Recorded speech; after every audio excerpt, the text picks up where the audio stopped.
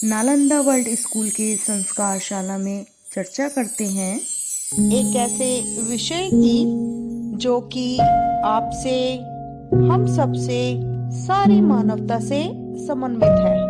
ईमानदारी, ऑनेस्टी। कहा जाता है ना कि honesty is a best policy. ईमानदारी सबसे अच्छी नीति है। मेरे मन में भी विचार आता है कि और नीति हो ही क्या सकती है। कौटिल्य, जिनको हम चाणक्य के नाम से भी जानते हैं, इस देश के प्रधानमंत्री, वे एक छोटी सी कुटिया में रहते थे। एक दिन एक विदेशी व्यक्ति आया और उनसे कहने लगा, मुझे प्रधानमंत्री से मिलना है। वे कौन से महल में रहते हैं? वो कहते हैं, वो किसी महल में नहीं रहते, नगर की सीमा के पास एक कुटिया में रहते हैं। अब वो विदेशी व्यक्ति कौटिल्य से मिलने के लिए चल पड़ा। कौटिल्य उस समय कुछ सरकारी काम कर रहे थे। शाम का वक्त था, एक लालटेन जल रही थी। कौटिल्य ने उनका स्वागत किया और उस लालटेन को बुझा दिया और एक नई लालटेन जला दी। अब उस विदेशी व्यक्ति ने कहा, यह आपने क्या किया? उन्होंने कहा, यह लालटेन सरकारी तेल से जल रही थी। अब आप मुझसे व्यक्तिगत रूप से मिलने आए हैं, तो यह मेरा व्यक्तिगत तेल है जो अब जलेगा। इस प्रकार यह हमारी परंपरा रही है कि एक से एक महान व्यक्ति, चाहे वो अशोक हो, हर्षवर्धन हो, या फिर कोई सैकड़ों हजारों हमारे ऐसे नेता रहे हैं जिन्होंने जिंदगी में ईमानदारी से ही जीकर इस देश की सेवा की है, समाज की सेवा की है, पूरी मानवता की सेवा की है। परंतु आधुनिक काल में हमारा विश्वास कुछ डगमगा सा गया है। हम सोचते हैं कि ईमानदारी से फायदा क्या है, नुकसान है। ये बिल्कुल गलत है। ईमानदारी से ही तो फायदा है। केवल यह मत मानिए कि ईमानदारी पैसों की होती है। हाँ, पैसों की होती है। आज से 2000 साल पहले बहुत महान एक संत थे, त्रुवलवर।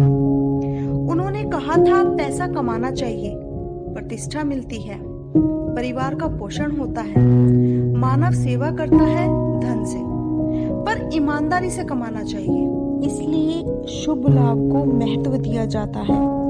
जी हाँ, भारत के सम्मानित व्यक्ति, भारत रत्न प्राप्त JRD टाटा एक बार अपने अकाउंटेंट के साथ बैठे हुए थे।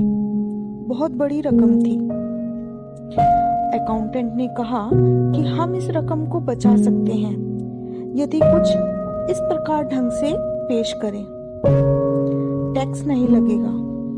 टाटा ने पूछा, क्या ये लीगल है? क्या ये कानून के अंतर्गत सही है? अकाउंटेंट ने कहा, हाँ, सही है। फिर उन्होंने पूछा, क्या यह नैतिक है? अकाउंटेंट अब चुप हो गया। टाटा ने कहा, नहीं, हमें ऐसी किसी आय की आवश्यकता नहीं जो अनैतिक हो।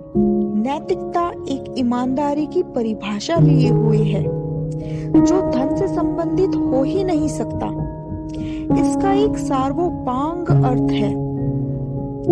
अपने अच्छे मस्तिष्क के प्रति आप ईमानदार रहें, गलत विचार मन में आने ही ना दें। ईमानदारी आत्मा के अनुसार कार्य करने वाला वह व्यक्ति होता है। वह भौतिक वस्तु के वशीभूत नहीं होता, भीड़ का अंग नहीं होता, अलग रास्ता अपनाता है। जो सही होता है वह वही करता है। कुछ ऐसे व्यक्ति भी हैं जिन्होंने बचपन से ही इस सिद्धांत का पालन किया है। जी हाँ, एक घटना सुनाती हूँ मैं आपको। गोपाल कृष्ण गोखले, गांधी जी के गुरु, जब वे बहुत छोटे थे, एक दिन कक्षा में एक सवाल दिया गया। उसको वे लिख कर लेकर आए। पूरी कक्षा में एक वही ऐसे बच्चे थे जिन्होंने उस सवाल का सही उत्तर लिखा था। अब टीचर ने कहा, सभी तालियां बजाओ। अब पूरी कक्षा ने उनके लिए तालियां बजाई। तभी गोपाल कृष्ण गोखले रोने लगे। तब टीचर ने कहा, गोखले, क्या बात हुई? तुम रो क्यों रहे हो? तुम्हारे लिए तो तालियां बज रही हैं।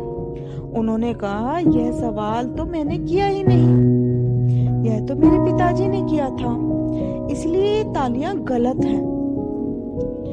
अब मैं वो चीज नहीं अपना सकता जो मैंने की ही नहीं। आप भी सोच रहे हैं ना कि ऐसे सच से, ऐसी ईमानदारी से क्या लाभ?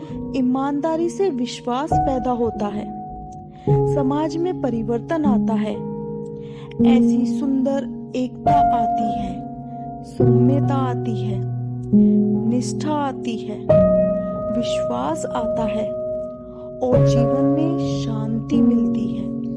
ऐसा मत सोचिए कि ईमानदारी की कीमत कम है। सच मानिए, इससे अधिक कीमत और किसी की हो ही नहीं सकती है। हम सभी उनका सम्मान करते हैं जो नैतिक हैं, ईमानदार हैं, उच्च चरित्र के हैं, चाहे नेता हो या स्वामी विवेकानंद जी जैसे, अटल बिहारी वाजपेयी जैसे या मदन मोहन मालवीय जैसे लोग हों, चाहे लाल बहादुर शास्त्री जैसे लोग हों, जो ईमानदारी से जीवन व्यतीत करते थे। हमें भी चलना है, परंतु दुर्गम लगता है, पर सहज है, सबसे आसान है, क्योंकि हम अपनी रोशनी से स्वयं अपना रास्ता रोशन करते हैं। हमें ईमानदारी पर कभी भी प्रश्न नहीं उठाना चाहिए, क्योंकि हम सब ईमानदार हैं। अंत में मैं यही कहूंगी, और ये कहना ठीक भी है, कि ईमानदारी के रास्ते पे चलने वाला व्यक्ति ईमानदारी का दर्शन अपने जीवन में आत्मसात करता है, और यही ईमानदारी है। धन्यवाद।